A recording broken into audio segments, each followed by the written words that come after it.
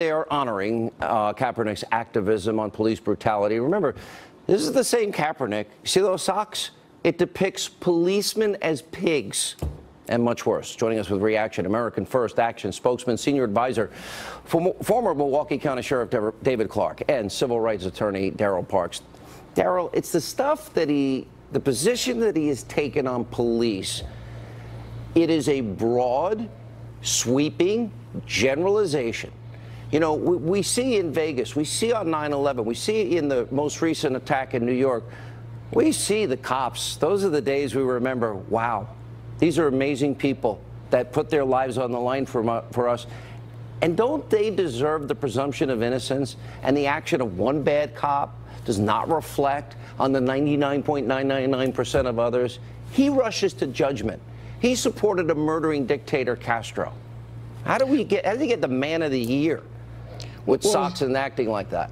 Sean, let me say, you got to also remember that there are still hundreds of young black males who've lost their lives at the hands of the police as well, too. So, yes, there are situations where we have to take a look at this. There are instances of a few, but there are also instances of many cops that risk their life. Look at the cops in the case of Steve Scalise going up against a rifle, open field with a pistol.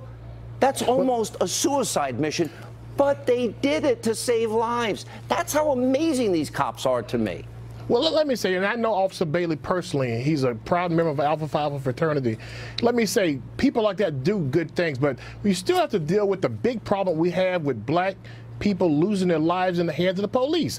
We have not dealt with that issue as a country. So he brought great attention to a great number of people who are losing their lives with encounters with law enforcement. That issue has not been dealt with as a country. We must deal with it. Sheriff? Well, first of all, the facts are very clear. The data is clear. More black men lose their lives at the hands of other black men, not police. But as for GQ, look, I think probably the first runner-up would have been O.J. Simpson.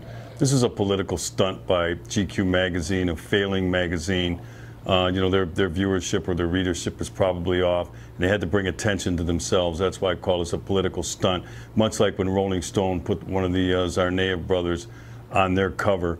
The left and GQ in this instance has really cheapened what it means in the United States of America to hold iconic status. When I think of people like Medgar Evers, lost his life fighting for civil rights, Dr. Martin Luther King Jr., Rosa Parks, who did it silently, Muhammad Ali, who was stripped of his boxing title to stand up for what he believed in. And I think of Jackie Robinson, who crossed the color barrier in baseball. These people accomplished something and really stood for something. They had a core about them. Kaepernick doesn't know what he's talking about. If you recall, Sean, he's not the original take a knee. That was Tim Tebow who did it in prayer. Kaepernick sat on his ass during the national anthem, and the disrespect that he showed not only for the flag and for the anthem and for America, but for military people as well. Those people that fought, bled, and died. 20 seconds, Daryl. Without question, the protest was not about the flag. I think. Oh, yes, no, that it was flag, never about people the flag. died fighting it was never under, about sir. The flag. No, but his protest was not about the flag, and he's always said that.